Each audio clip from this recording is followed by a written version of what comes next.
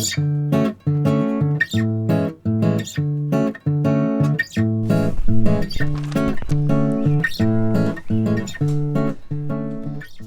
week we built the mold to extend the hull sides up to make the cockpit bigger. This week I actually get to laminate to the mold, so I'm going to actually build the whole sides. It's going to be sandwich core construction just like the rest of the boat. And so I've been waiting a long time to do this project, and I'm really excited to see how it turns out. My name is Matt. Follow along as I turn Duracell, the legendary ocean racing sailboat, into a comfortable cruising home. The glass and the peel ply that I'm going to use to build the outside skin was cut out using the same template that I used to cut out the whole sides with.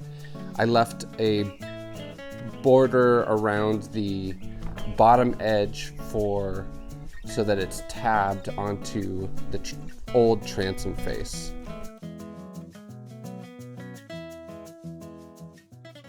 I'm getting ready to do the first layer of glass onto the mold, the whole sides that are coming up. And I decided that I'm just going to use this door skin as the mold part. And what I'm going to do is I'm going to get a lot of wax on here. I use this mold release agent. And I'll put a few coats of the mold release agent on it. And then what I'm going to do is put, when I start laminating, I'm going to laminate with a layer of peel ply first. And then it'll be 2 layers of glass. I'm going to use one layer of the 1708. That'll go down first with the matte facing outboard. And then so there'll be 2 layers of 17-ounce biax on the inboard side. And then another layer of peel ply on the inboard side.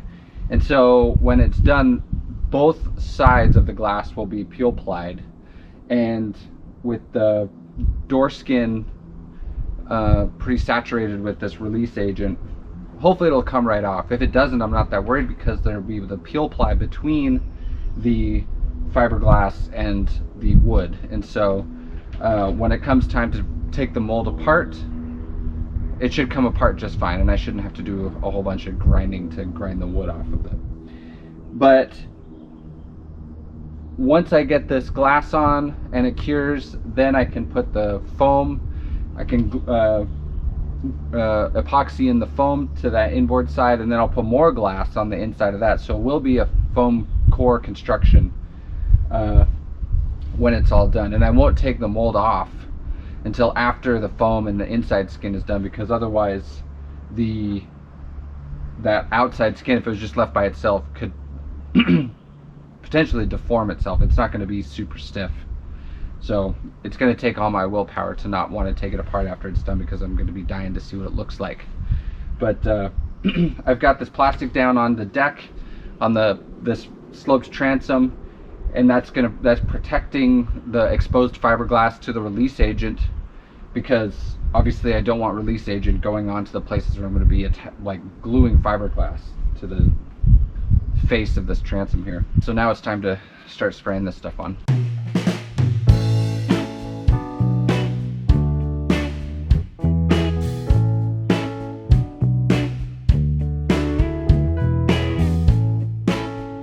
Scott and I used spray adhesive to stick the peel ply to the inside of the mold.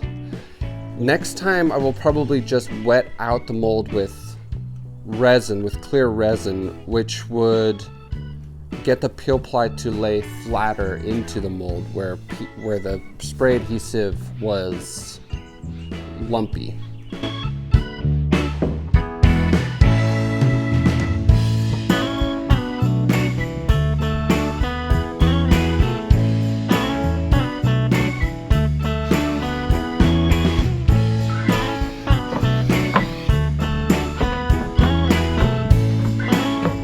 I really like the smell of this stuff.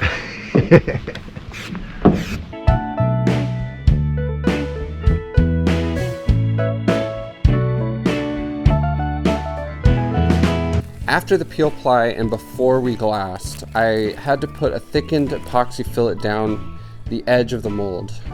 I tried using the cake frosting method with a Ziploc bag, but I bought the wrong kind of Ziploc and it didn't work as well as it should have.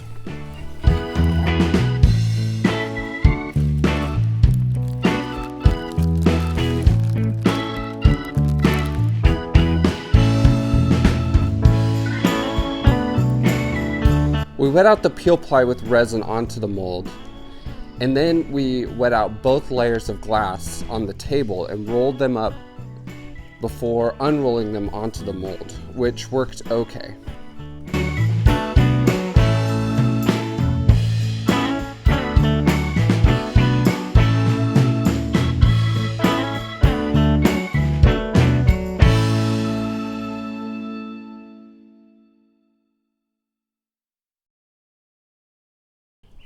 On the opposite side, I opted to put the glass up dry after we had wet out the peel ply, and then we wet out the glass in place. This turned out to be faster than wetting it out on the table and unrolling it into the mold. It only worked this way because the ambient temperature out was warmer than obviously it had been, and so the resin was thinner and easier to soak through the glass. So the next step was to glue the foam to the outside skin of the form of the hull.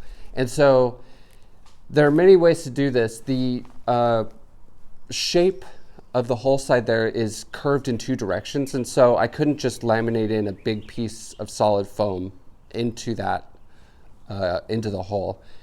It had to be cut one direction or another, or both directions. So what I opted to do was to cut planks into the foam and glue each plank in individually.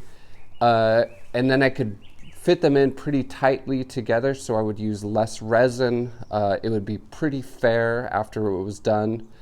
The problem with this is that I had to screw them in, each one individually, which took a lot of time, but it ended up working pretty well. I pre-cut all the strips to fit into the mold, and I ended up using about 1.5 sheets of foam to build this entire part.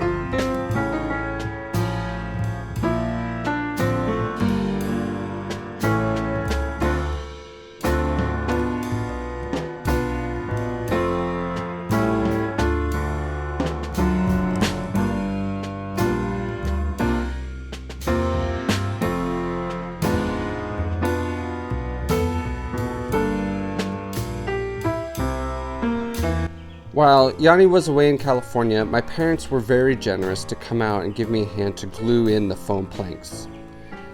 My mom mixed the thickened epoxy while my dad and I buttered up the foam planks and stuck them into the mold. This took far longer than I thought it would, and I was so glad to have both my parents and P and Iris to come give us a hand. We glued and screwed in the foam planks with thickened epoxy.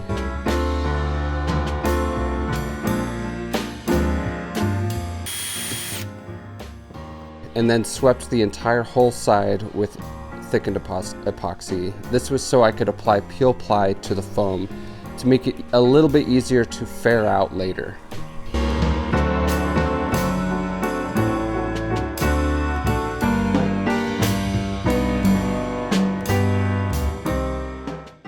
So the last part of this project was to laminate the inside skin of the hull sides.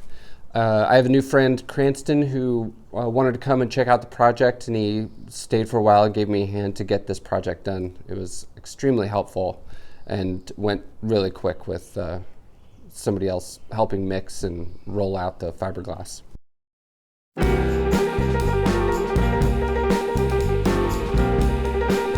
After I had done a hard sand on the surface of the foam just to ferret out any hard edges and smooth spots, we swept the surface with thickened epoxy to fill the screw holes and make a nice sticky surface to stick the fiberglass to.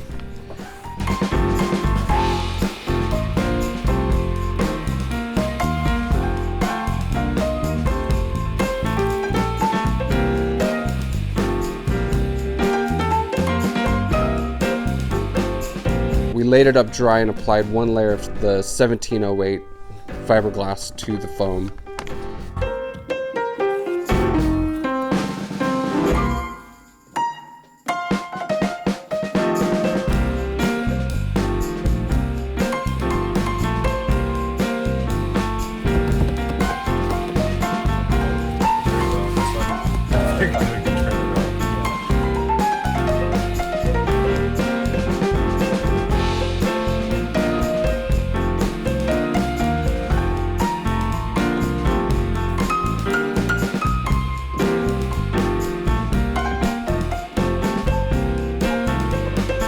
And then we wet it out in place.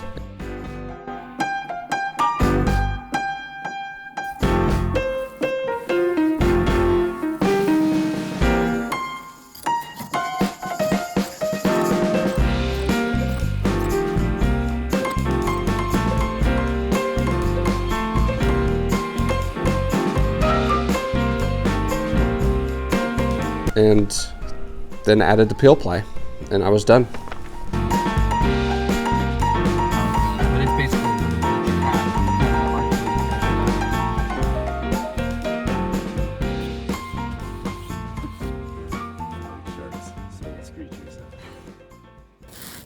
They're like racers. Do you know Nick Bice? He did like the Volvo.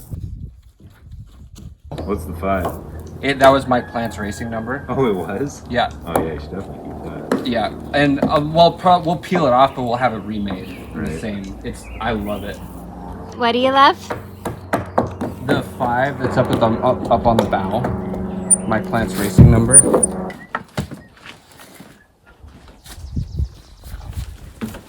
I'll be covered up, obviously.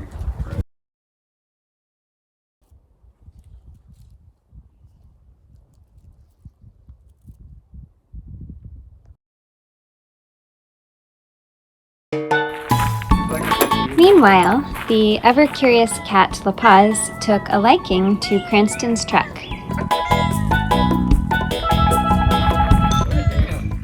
What's that, La Paz? Do tell. Did you say, please like and subscribe?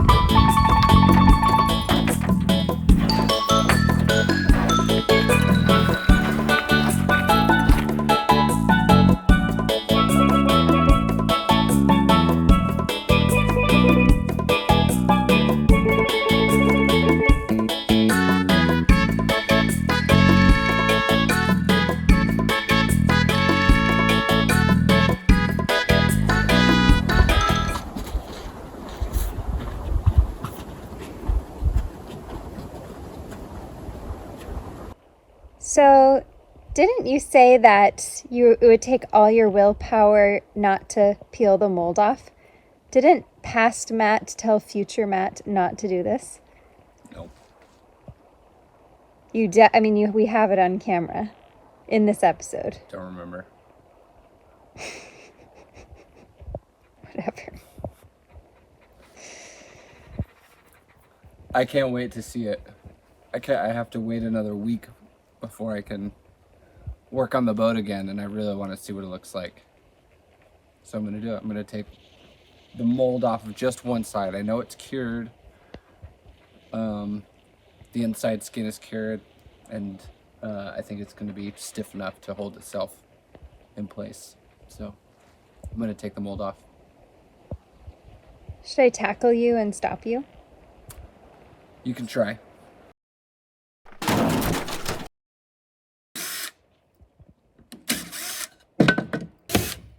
Cool.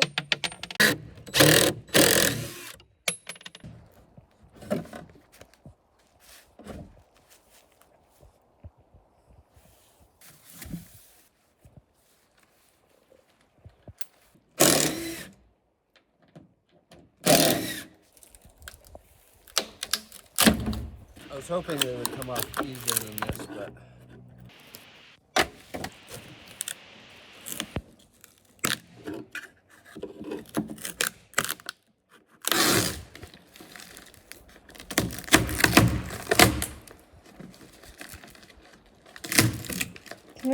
Can you show us the peel ply, Matt? So you said there's a reason that, so this peel ply was cheaper than the blue stuff you use? Yeah. And the blue stuff doesn't tear. This stuff will tear. Huh. But the blue stuff is like 4 times as expensive. Oh, wow.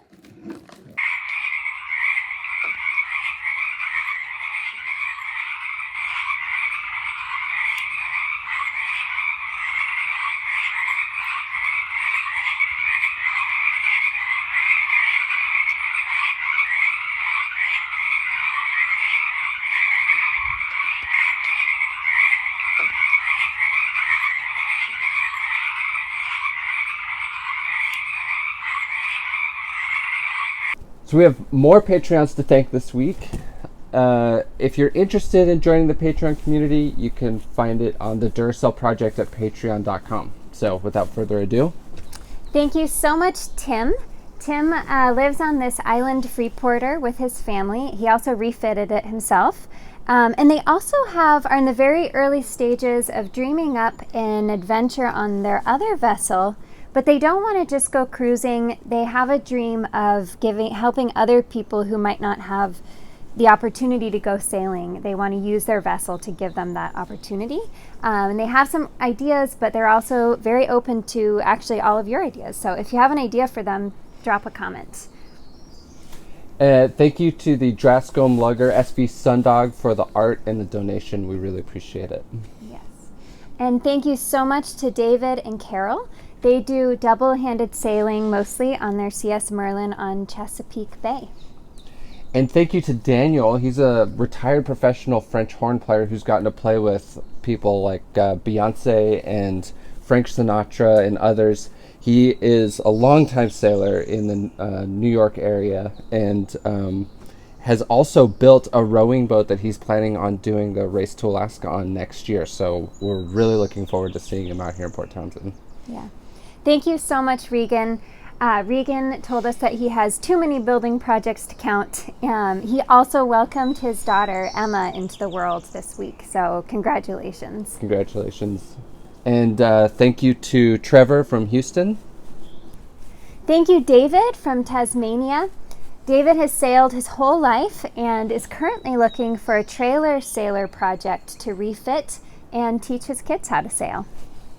And lastly, thank you to Tom, Kathy, and Roger, Lloyd, Neil, and Marcy. We really appreciate everybody's support and look forward to seeing you next week. I want to do a quick plug for the Ocean Cruisers podcast. You can find it on YouTube or wherever you find podcasts. And I did an interview with Andy last week or a couple weeks ago. It was really fun, about an hour-long interview. And so if you want to learn more about the project, you can find it there on the Ocean Cruisers podcast.